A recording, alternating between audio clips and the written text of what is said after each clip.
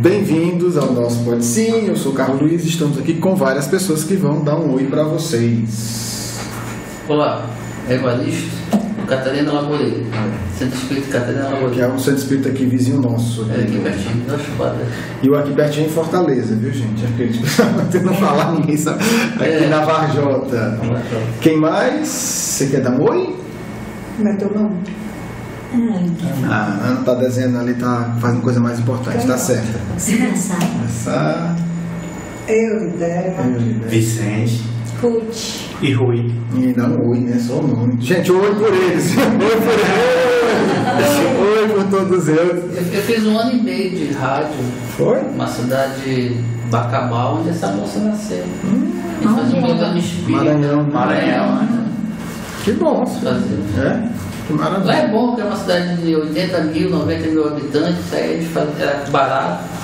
E sustentava o centro espírita de lá, Com um programa. vendendo programa. Programa de rádio. Programa de rádio. E era bom lá, porque tinha televisão. Né? Eu fiz também televisão, vocês acreditam? Fiz televisão também. Que bom. Temos um artista. Né? Temos aqui já um consultor. Já temos um Fácil, consultor. era lá, na cidade pequena, é fácil. Mas que é fácil também. Temos um consultor aqui. Vamos em frente, gente. Hoje nós vamos continuar trabalhando o tema sonhos. Continuamos aguardando perguntas sobre o tema. O tema de hoje a gente vai falar, né, para quem não lembra, para quem não ouviu o programa anterior, ouça, porque senão não vai entender bem esse. No programa anterior a gente leu a questão 402 do Livro dos Espíritos, onde os Espíritos vão mostrar para Kardec as múltiplas utilidades, importâncias e atividades que nós espíritos fazemos durante o sono, né? Os espíritos vão falar para Kardec que durante o sonho a gente lembra do passado, a gente tem previsão do futuro, a gente se dedica a várias atividades e conta inclusive nessa questão casos curiosos de espíritos evoluídos, espíritos superiores que ao reencarnarem iniciam uma obra também no plano espiritual. E aí quando eles desencarnam, aquela obra que eles iniciaram está concluída, né? Está tudo na questão 402. Além disso, os espíritos comentam que somente graças ao sono os espíritos superiores se dispõem a reencarnar em mundos inferiores como a Terra, porque é o alívio que eles têm, porque aí durante o sono eles vão para a casa deles, tudo bonitinho, limpo, organizado, harmonioso e tal, e se reabastecem de energias para poder. A Euridéia fez uma cara de susto, eu vou ler a Euridéia aqui de novo essa parte, para você não duvidar de mim, tá certo? Eu tenho que falar porque não estão vendo, né? Por efeito do sono, questão 402, os espíritos encarnados estão sempre em relação com o mundo dos espíritos. E é isso que faz que os espíritos superiores consintam, sem muita repulsa, em encarnar-se entre vós. É o preço que eles compram. É sem muita repulsa, assim, é ruim, mas pelo menos durante o sono, de noite eu vou superiores, evoluídos. O espírito atrasado é aqui mesmo, o ambiente dele, né? Não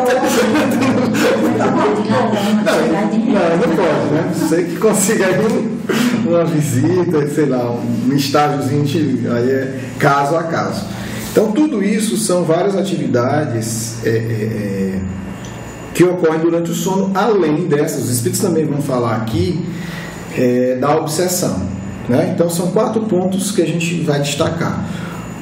A lembrança do passado durante o sono, que é a saída do corpo do espírito, é uma coisa. A previsão do futuro, quando se sai do corpo, é outra coisa, né? Um outro fenômeno, são coisas diferentes. A outra é a formação de vínculos espirituais, de trabalhos, que é outra coisa. O que é isso? O indivíduo sai e ele vai se reunir com pessoas afins, né? O sujeito é músico, né? Músico, de ser realmente apaixonado por música e etc., o sujeito sai do corpo e vai procurar um grupo de música, e ali ele vai aprender, vai ensinar, vai estar no meio dele, vai ser um estímulo importante. E aí a gente vai ver que muitas descobertas, né? Até a reportagem que eu trouxe na Veja, no começo de julho, vai também abordar isso. Muitas descobertas são graças a esses encontros de espíritos. O sujeito está estudando aqui, ele é inteligente, ele tem a capacidade dele, mas se ele sai e vai participar de um grupo de pessoas mais qualificadas, vem com as ideias. Quando ele volta com ideia, com intuição. E algumas descobertas são fruto do próprio sonho. Né? São fruto do próprio sonho. Tem um filme, gente, que a gente talvez faça um programa sobre ele, porque é muito interessante. É um filme fascinante. Chama Quase Deuses. É um filme sobre... Estou me controlando aqui para não falar o filme todo, mas vamos lá. É um filme sobre a primeira... filme, história verídica, sobre a primeira operação cardíaca.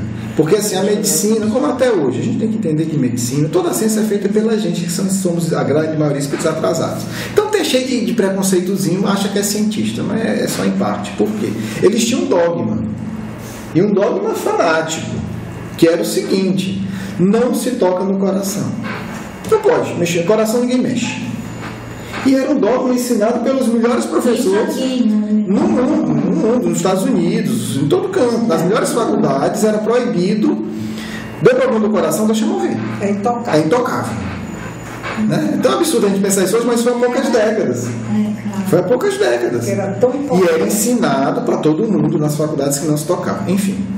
Tem uma história belíssima do indivíduo, esse, tudo indica um grande missionário, que era louco por medicina, mas era pobre. E, gente, quando não tem o que acontecer, não acontece. O sujeito passou a vida vendendo medicamento, no meio juntando dinheiro. Aí conseguiu já, casado, juntar o dinheiro para ir para a faculdade, para bancar a faculdade, para se tornar médico. Foi o período da crise americana, os bancos quebram tudinho. Ele perde o dinheiro todo.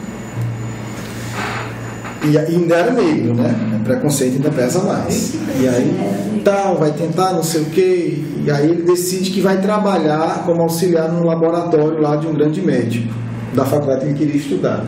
E ele vai cuidar dos animais, cuidar dos cachorros, cuidar não sei de quê. E ele cuida, e à noite ele vai mexer no laboratório, né? Vai estudar e investigar. É faxineiro, mas está lá. E aí ele começa... Salvo engano, gente, faz tempo que eu vi esse filme e vi a lembrança agora, mas salvo engano, acho que foi durante a Segunda Guerra Mundial, e também estava com um pouco médico, aquela coisa toda, e ele começa, o médico, Segunda Guerra, né? O médico, o chefe responsável, né, do departamento, muito também sem tempo, e ele começa a fazer os experimentos lá, com o coração, só que ele faz, obviamente, com os animais. Ele cuida, o emprego dele é limpar o canil, é dar alimentação para os animais, é cuidar ali, é uma espécie de faxineiro do laboratório. Só que ele conhece e começa a mexer nas coisas. E o cara começa a ficar impressionado com a capacidade dele. E aí eles resolvem juntos, né? Ele fazia isso com uma coisa. Primeiro foi só, e depois o médico foi espantado como é que um faxineiro mexia com tanta habilidade. Ele tinha muita habilidade nas mãos, né? E aí começam a fazer junto experimentos com animais. Eu estou resumindo bastante, assistam um filme que vale muito a pena, é um filme fantástico. E aí eles fazem e resolvem marcar a primeira cirurgia, porque tinha uma coisa que era muito cruel, chamava os bebês azuis. Crianças que nasciam com problema cardíaco, como não podia mexer, a criança morria sem ar. É a síndrome do bebê azul, né? Isso, exatamente. Tu assistiu o filme? Assisti. Ah, que bom. Né? Se eu errar alguma coisa, tu me corrige, porque... Onde é que acha esse filme em locadora? Qualquer locadora tem. Qualquer locadora, bem... Então, se eu errar alguma coisa, tu me corrige. Como chama o filme? Quase Deus. Quase Deus. Quase Deus, sim. Então, assim, aí não podia cuidar do coração da criança. Porque não vai mexer no coração. Então, a criança morreu literalmente sem ar. O coração ia parando e ficando sem ar, ficando azul por causa da falta de ar, né? Aquela cor de falta de ar.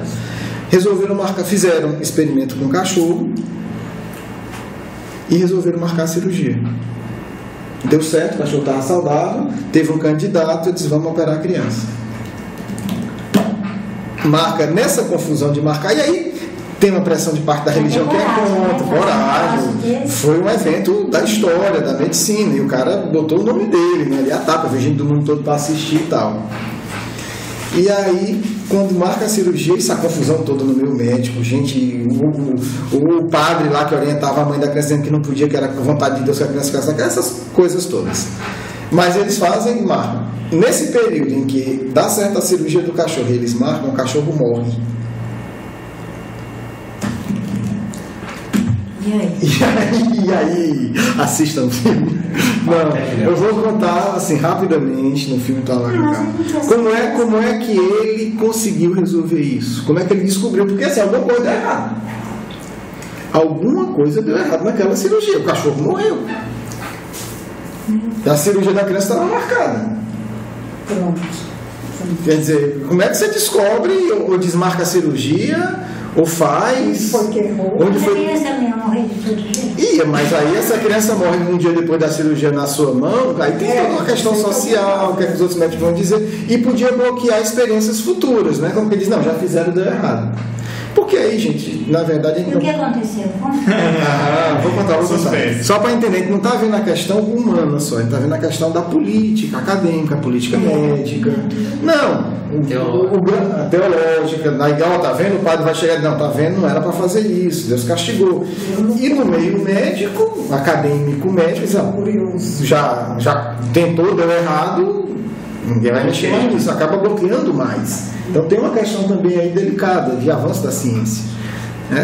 Fazer a ciência avançar entre esses espíritos atrasados, né? Outra coisa não é fácil. Resultado, como é que ele descobriu que o que é que tinha dado errado? Ele teve um sonho. Sim, aquela viagem. Ele teve um sonho. E aí, se eu vou tentar lembrar aqui rapidamente, mas assim, a questão é que, enfim, eu não vou entrar porque eu realmente não sei o detalhe, porque ele teve um sonho com um animal, ou foi com a criança se desenvolvia e morria. Ele teve um sonho simbólico, e quando ele acordou, aquele sonho estava claro para ele conhecia a área, por isso que é importante entender isso. Quando a gente fala de sonho de comunicação mediúnica, tem que ter o conhecimento da pessoa, senão vem a resposta e a pessoa não entende. Né? Então, pelo aquele sonho, ele entendeu onde tinha errado na cirurgia do cachorro, fizeram outra, marcou a cirurgia, só que ele não apareceu, né? Porque ele era um mero limpador de laboratório.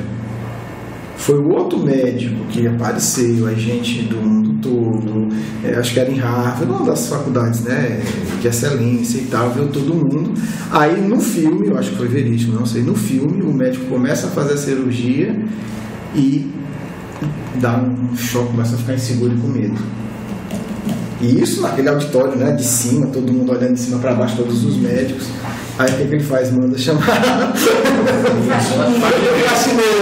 Chama o faxineiro que o negócio... Chama o faxineiro que o negócio... Severino, né? Severino é que na verdade ele é que sabe. Eu tô aqui de gaiato, o cara, o bom é ele. E aí ele vai, ajuda, e é feita a cirurgia, e tem sucesso, porque ele tinha descoberto lá no sonho o detalhe, entre aspas, que deu errado, que na verdade era a diferença entre a vida e a morte, e a partir disso começou a fazer cirurgia com o coração. Hoje em dia a gente sabe que todo mundo faz, é interessante, né? Depois que quebra a barreira do dogma, hoje em dia é normal, né? Você botar um stent, fazer uma ponte safena.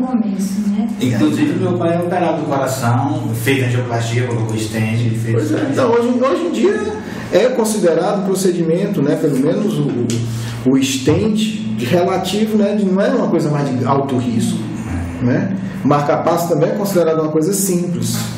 O marca-passo nem aposenta mais da pessoa, a pessoa continua trabalhando e tudo. Pois é, então, agora a gente vê tudo isso se abre, né, aí a gente vê o sonho, né?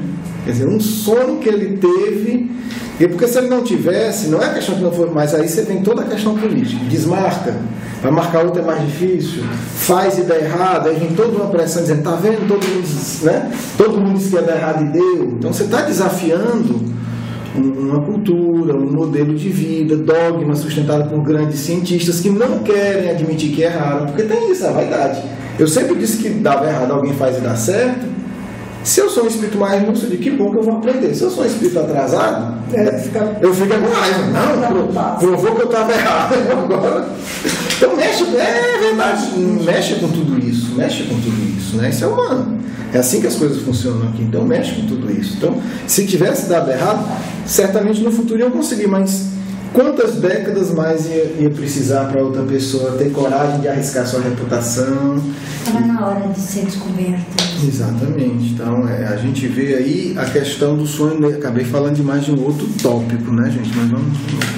Então, assim, enfim, vamos mudar aqui então um pouco, né? Eu ia falar hoje sobre lembranças do passado, mas aí vai ficar para o próximo, tá certo? A gente vai fazer isso na próxima vez.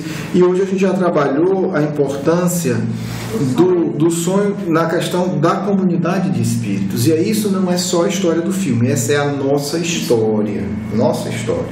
Por quê? Porque se a gente tem afinidade com alguma coisa real e a gente quer utilizar isso de uma maneira mais profunda, a gente pode. Todos nós podemos e devemos, na verdade. Eu acho até que é uma obrigação. Faz uma prece antes de dormir, se prepara, sair do corpo, procurar espíritos afins, para que a gente possa se vincular a coisas que são boas, que são saudáveis, que são grandiosas. E a gente vê isso toda hora e às vezes não se dá conta, né? De repente se forma um grupo de pessoas para fazer uma coisa, né? Parece que é do nada, então todo mundo se encontra e dá tudo certo e parece que já tinham combinado. Então esse hábito, se a gente todo mundo faz isso de uma maneira ou de outra, mas como tudo na vida, quando a gente faz com consciência, já muda, né? A gente investe mais. Tudo que a gente faz com a intenção mais séria, né? Mentir, vai sair do corpo. Kardec ensina, né? Kardec ensina no Evangelho segundo o Espírito fazer prece para o anjo da guarda. Não é para decorar, mas é um modelo. Meu anjo da guarda, me ajude para que quando eu saia do corpo eu vá ficar com a companhia dos bons espíritos. Que eu vá procurar grupos, porque todos nós temos afinidade com grupos bons e grupos ruins. A gente é que escolhe, não tem que assumir essa responsabilidade. Qualquer um de nós pode, não, agora eu quero me vincular a um grupo ruim, e vai se vincular. É escolha. É escolha. É escolha, não é? Então, se a gente tem essa consciência, a gente pode fazer uma escolha de uma maneira muito mais profunda e pedir mesmo.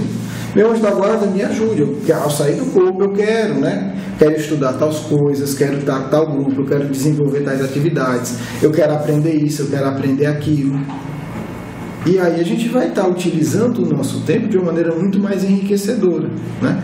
E a gente também pode, já fazendo uma ponte, né, com a questão da lembrança, porque o sono vai funcionar aí como um solucionador de problemas, né? No caso aqui que a gente contou do filme, foi o solucionador de um problema científico, de uma pesquisa que teve uma repercussão até hoje, né? Acho que todos nós, que curioso, todos nós aqui desta sala e os que estão ouvindo também, de uma maneira ou de outra, fomos beneficiados por esse sonho desse Senhor.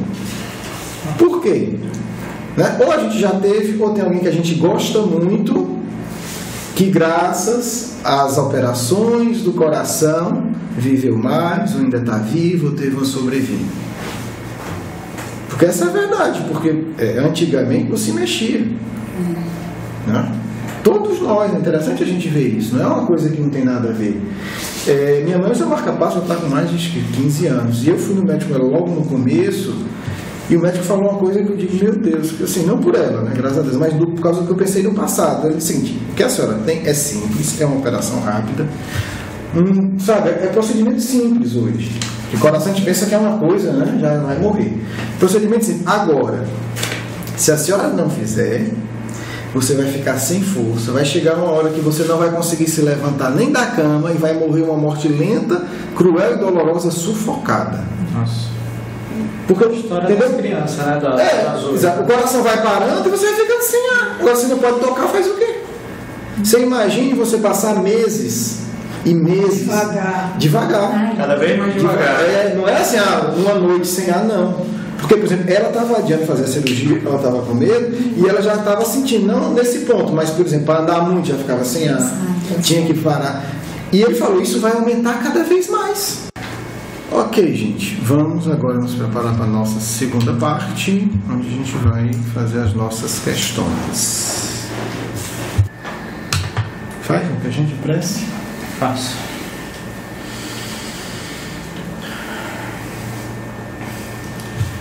Deus Mestre, ampara-nos, dá-nos proteção nesse momento,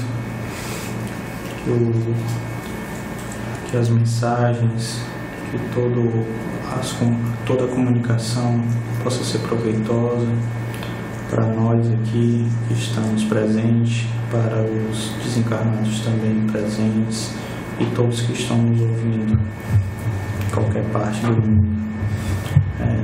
Esteja conosco hoje, agora e sempre. Que assim seja. Que assim seja.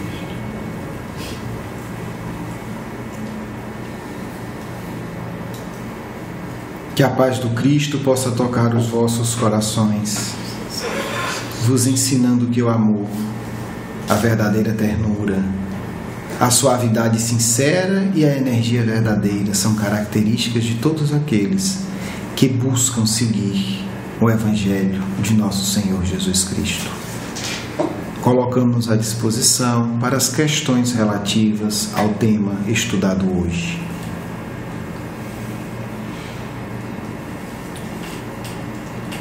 Eu queria saber se existe alguma relação entre o sonho e o programa que a gente vai fazer durante a semana, por exemplo. E eu ia sair no sábado, ia pular, e na sexta-feira à noite eu sonhei que eu já estava no lar com a pessoa que eu ia junto, enfim. Não sei se tem alguma relação com o tema de hoje. Certamente. Não penseis que quando estudais um exemplo de um cientista, de algo que teve maior impacto em relação ao sono e aos sonhos, estais vendo uma exceção. Muitas vezes esses exemplos são úteis por chamar mais a vossa atenção. Mas o que estudastes aqui é uma prática diária. Todos se encontram com aqueles que amam. Todos frequentam ambientes que buscam. Todos realizam isso. Muito frequente e comum é, infelizmente, indivíduos que dormem sem a menor vigilância, que não se preparam, que não oram, que não harmonizam-se e, portanto, ficam envoltos nas energias mais atrasadas do planeta. Por isso o tema é um tema excelente para ser meditado e, acima de tudo, aplicado em vossas vidas.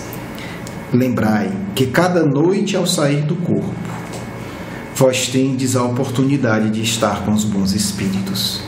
Por que não preparar-se? Por que não harmonizar-se? Por que, se num dia difícil, não solicitar de maneira mais intensa e mais firme a ajuda do anjo guardião? E assim podereis estar qualificados a participar da Assembleia dos Espíritos Bons, dos espíritos que querem aprender, dos espíritos que estão dispostos, ao sair do corpo, ter contato com reflexões, convivências e mesmo com atividades que irão os tornar melhor, mais sábios e mais pacíficos. Por isso defendemos este ponto em particular. Todos saem do corpo quando dormem. Cabe a vós escolher. O escolher não significa palavras sonoras ou pensamentos frágeis. Significa a decisão íntima. Eu quero estar no meio dos bons espíritos, apesar das minhas imperfeições.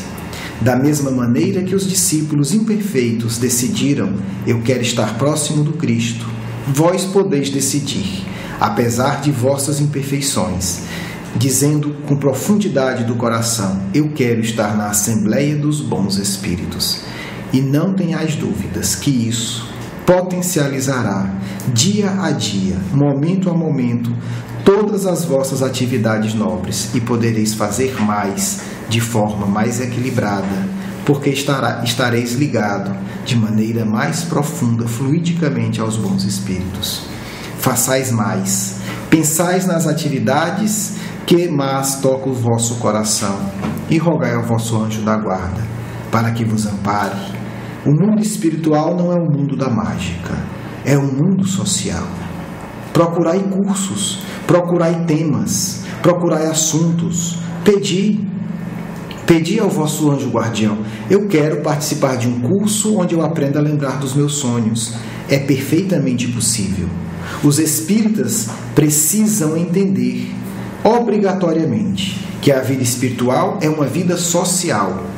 Na Terra não se acorda estando matriculado no curso A, B ou C. No mundo espiritual também não. É preciso buscar, é preciso solicitar, é preciso pedir, é preciso ir atrás. Como ensina Jesus de Nazaré, é preciso bater na porta para que ela se abra. Portanto, a vida durante o sono físico deve ser mais ativa, mais produtiva, do ponto de vista do aprendizado e da realização do que a vida física. Que precisais para isso? Preparar-vos e pedir com uma fé ardente a cada noite, e tereis acesso a cursos, a trabalhos e a estudos, que, se o vosso comodismo vencer, nunca terei.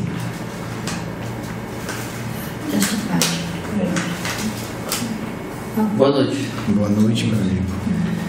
Seja bem-vindo a nosso grupo de ação. Obrigado. Meu nome é Evaristo. Muito prazer. E a minha pergunta, querido amigo, é com relação à alimentação antes do sono. Eu sei que antes da mesa mediúnica, algumas horas antes do laboratório mediúnico, da mesa mediúnica, não devemos nos alimentar excessivamente, porque isso atrapalha a comunicação. E isso eu consigo compreender muito bem. Entretanto, em que isso atrapalha no sono e no sonho, o estômago cheio com determinado alimento. A prerrogativa é a mesma da mesa mediúnica, e é o metabolismo que atrapalha, a lembrança, o que é que acontece? Tentaremos responder a alguns dos vários aspectos dessa pergunta. Em relação à alimentação, é importante entender que todos os povos, quase sempre, por conta de superstições sem fundamento, criaram seus dogmas, criaram as suas regras sobre a alimentação. Precisamos respeitá-los e entendê-los, mas não é necessário que se adote regras externas.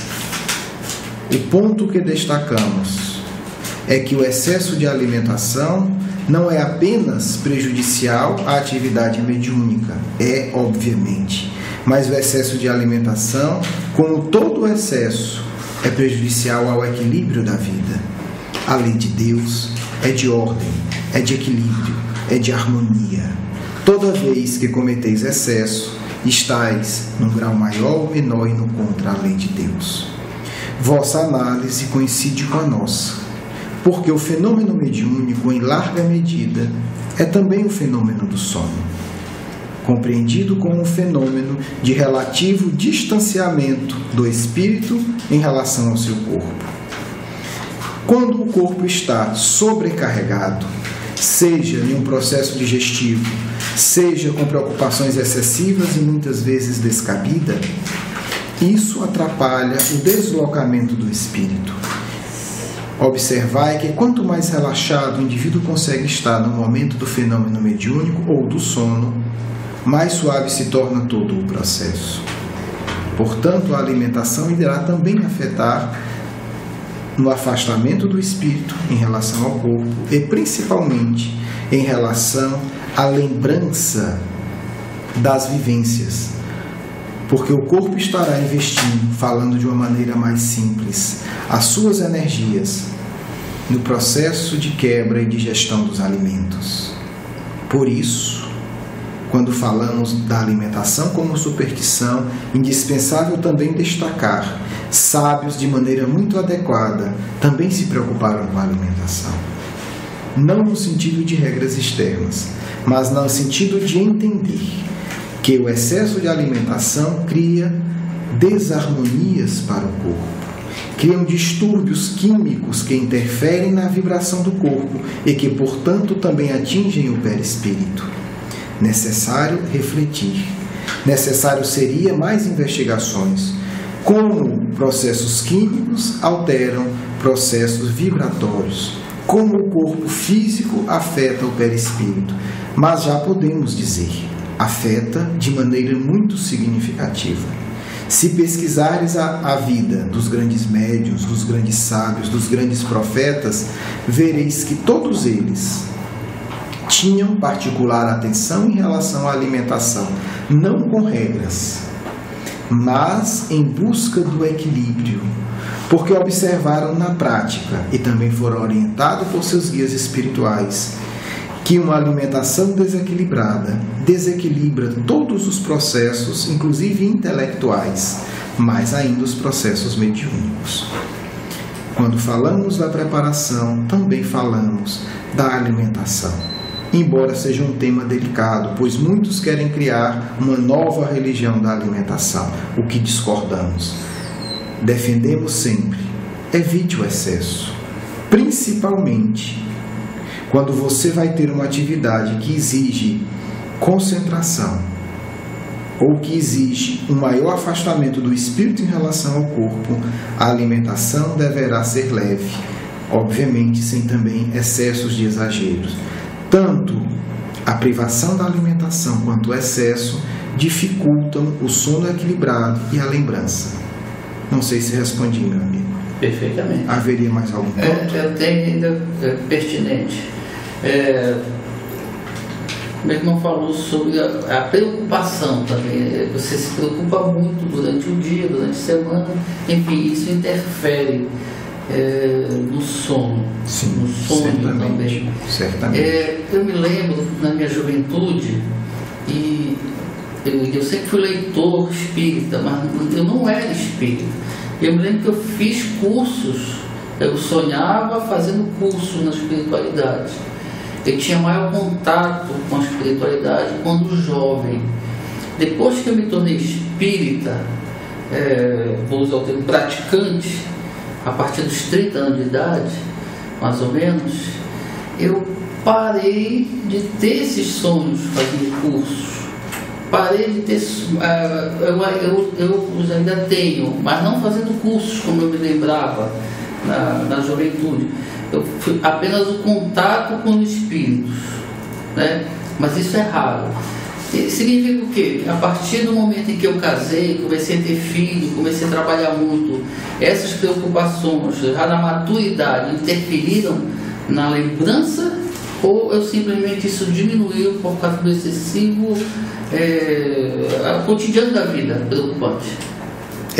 Talvez o ponto mais importante para aqueles que querem lembrar de forma lúcida o que fizeram durante a noite. Faremos uma comparação muito próxima. A vossa memória de encarnado, ela é diretamente afetada pelo aspecto do excesso de preocupações. Uma pessoa mais agitada, uma pessoa com um nível de preocupação maior, muitas vezes diminui a própria capacidade mnemônica. Assim ocorre com os sonhos. E isso é o principal desafio para cada um de vocês. Como lidar com as preocupações, com os desafios, com as tristezas do cotidiano, do dia a dia, e ainda assim me manter equilibrado, de tal forma que eu consiga ter consciência, cada vez mais lembrança dos meus sonhos. Podemos até dizer, embora existam vários casos particulares, não é uma regra geral, mas que quanto mais o indivíduo consegue lidar com esses desafios de forma equilibrada, mais facilidade irá ter na lembrança dos sonhos, de uma maneira geral. Cada caso tem suas peculiaridades. Portanto, meu amigo, esse é o grande desafio esquecido pelo movimento espírita. Equilibrar-se durante o dia a dia. Como podereis indagar? Desenvolvendo habilidades com a vossa inteligência. Estais no carro, parado, ou no ônibus, no transporte coletivo. Num trânsito, você não tem o que fazer. Por que não fazer um exercício de respiração? Por que não olhar para o céu e pensar no Pai Criador? Por que não procurar uma beleza natural ao seu redor? Por que não fazer uma vibração por alguém que você sabe que está necessitando? Esse é o desafio do movimento espírita, meu amigo. Porque apenas a comunicação mediúnica não irá espiritualizar ninguém, como podeis comprovar atualmente. É importante entender o desafio do espírita é o desafio do cristão verdadeiro. Espiritualizar-se, tornar-se melhor, cuidar de si e cuidar melhor do outro. E o sonho poderá ser um indicador dessa realidade. Desenvolver ao longo do dia um método próprio que funcione dentro da sua realidade, para que, ao deitar, você esteja em relativo equilíbrio. É o desafio real. Não podemos viver nos extremos, isolando-nos do mundo, ou vivendo no mundo de forma desequilibrada como o mundo vive. Por isso ensina o Mestre: é preciso estar no mundo sem ser do mundo. O sem ser do mundo, meu amigo, significa isso.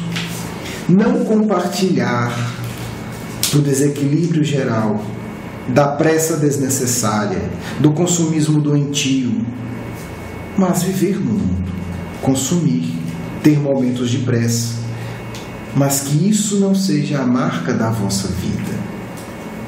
O cristão será sempre reconhecido pela paz que carrega dentro de si, mas não é uma paz fruto da ociosidade, não é uma paz fruto da ociosidade, não é uma paz fruto do desrespeito das leis da sociedade, é uma paz daquele que cumpre as suas obrigações do mundo, mas preserva o seu coração para as atividades vinculadas ao Mestre. Desenvolva as atividades profissionais, domésticas e etc, etc. Mas ele sempre está atento. A minha paz depende do Cristo, não depende do trânsito, não depende da organização, não depende da empresa, não depende sequer do centro espírita, depende do Cristo. A partir disso tereis equilíbrio, a partir disso tereis força, a partir disso tereis condições reais de ter sonhos lúcidos. É isso que nós queremos. Que vocês entendam que é necessário uma profunda preparação diária para que vocês tenham lembrança e acesso às esferas mais nobres. O Cristo nunca impediu ninguém de ter acesso ao aprendizado da luz. Basta que vocês queiram. Basta que cada um se prepare. Basta que cada um se harmonize no seu dia a dia. E certamente vocês terão acesso, porque essa é a vontade do Cristo, que reflete de maneira fiel para todos nós a vontade de Deus, que é um Pai que ama todos os seus filhos. Haveria ainda alguma última questão? Eu tenho uma. Existem sonhos que às vezes há consequências físicas, por exemplo, acordar chorando, ou então acordar com dor em alguma parte determinada do corpo, ou até mesmo acordar cansado, como se estivesse corrida a noite toda. Por que isso ocorre? Podemos completar a resposta dada dizendo: o corpo afeta o corpo físico afeta o corpo espiritual, e o corpo espiritual afeta o corpo físico. É uma relação onde as energias e o impacto é real, é algo factual, é algo objetivo. Então, onde você estiver, você também estará ligado ao corpo físico. Há sempre essa transmissão.